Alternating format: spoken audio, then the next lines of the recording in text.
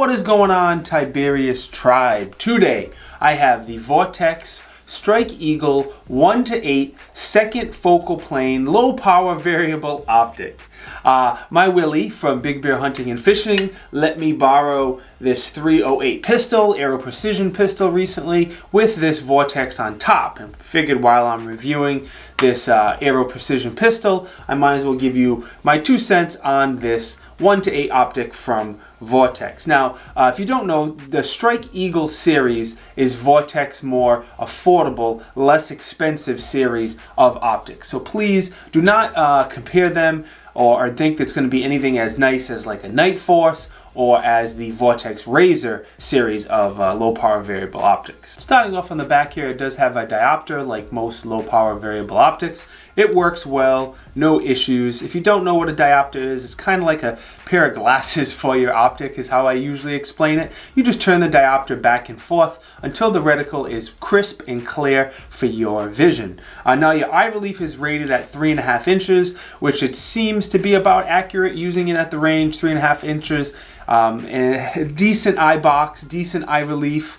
Not as nice again as a Razor series, but again, it's a $400 optic. So good eye relief, good eye box at 3.5 inches is what your eye relief is. Now we're going to get into the reticle, but keep in mind 2 things before we do. It is a second focal plane optic, so all of your ranging type features in here are only going to work at max magnification, and the bullet drop compensating information that I'm going to give you is only for 5.56. This optic was geared and made for 5.56, but obviously you can use it for a bunch of different calibers, and on Vortex's website there's different bullet drop compensators for different calibers. Now, the reticle itself is called the BDC3 or an AR-BDC3 reticle.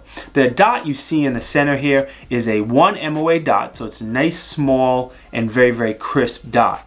They do have the half or 3/4 circle around it for close-up encounters. You can just put that on a target close up, not even pay attention to the dot, and let loose if you need to. That half moon, half circle, whatever you want to call it, is a 16 MOA half circle. Now looking underneath the dot, you do have some holdovers here.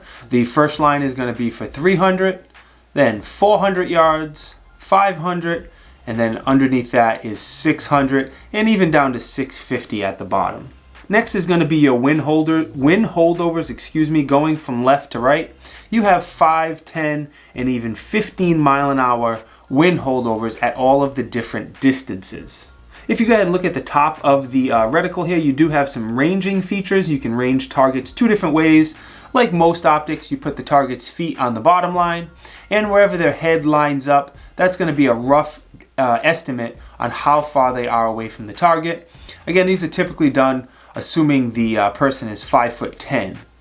Also, the width of those bars is going to be a rough estimate of how far they are based on their distance. So if the bar goes shoulder to shoulder, if they're prone or standing and facing you, that's going to be roughly how far away the target is from you. Sliding on forward to the magnification adjustment, it is very, very smooth, but I think it's a little bit too stiff.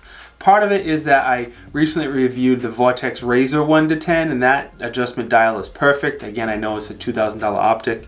Maybe that spoiled me a little bit, but Vortex could make this a little bit easier without being worried that it's going to get bumped or move accidentally. And again, I understand this is personal preference, but I wish it was a little bit easier. So on here, you do have a small ledge to help you make adjustments, and you can thread in a speed lever if you want to. And if this was my optic, I'd probably have that speed lever on here just to make it a little bit easier and a little bit faster.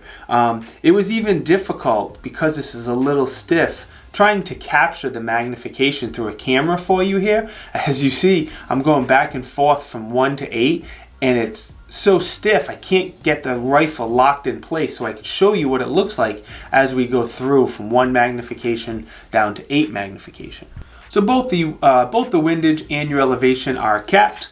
They are both low profile though, so they don't stick way out and get in your way. The windage adjustment, does have a spot for a spare battery. Each click is going to be half MOA adjustment, and you have a total of 140 MOA adjustments that you can make. Each adjustment is very, very tactile and very, very audible. Let me see if I can get close so you can hear it. So you definitely hear it, and it's definitely tactile as well. So good to go on the windage and elevation, no issues there. On the other side, like most low power variable optics, you do have your illumination dial and your battery compartment. The numbers here go from 0 to 1, all the way to 11, and then back to 0. The battery is a very standard CR2032, so finding batteries will not be an issue. And I'm going to say it is daylight bright. Now, it's not as bright as most red dots, nor can you really compare a low power variable optic to a red dot, but it is very, very, very bright. I recently reviewed the primary arms SLX 1-6, and this is definitely significantly brighter than the primary arms 1-6.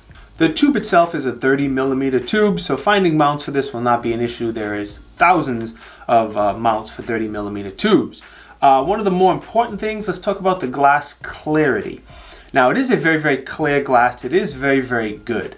Again, you can't compare it to a $2,000 or $3,000 optic, but for something in this price range, you're talking a sub $400 1-8 low power variable optic.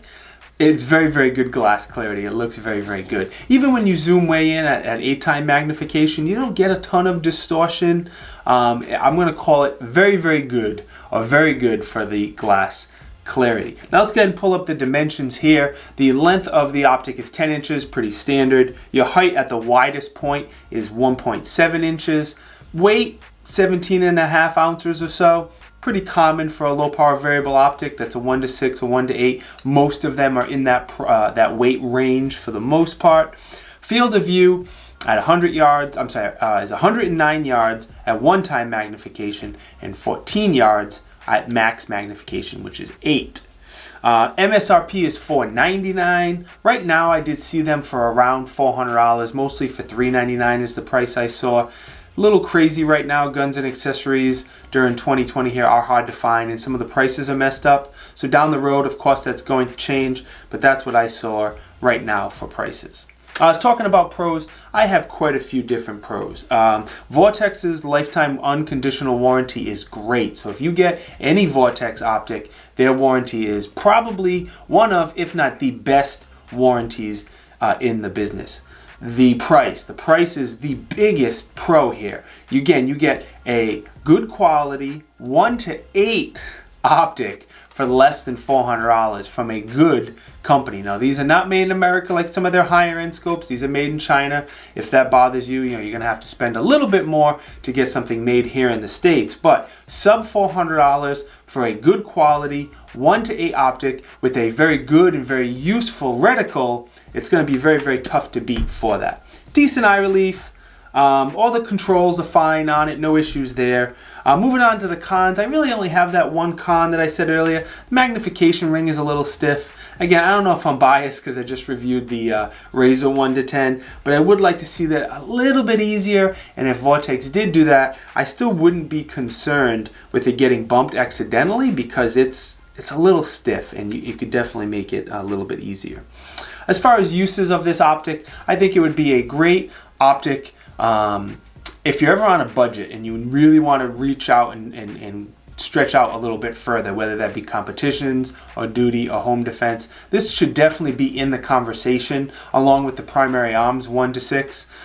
Those optics are probably some of the best budget 1-6, 1-8 type optics. The primary arms for less than $300 at 1-6, and this for less than $400 as a 1-8. They pack a ton of value for the money.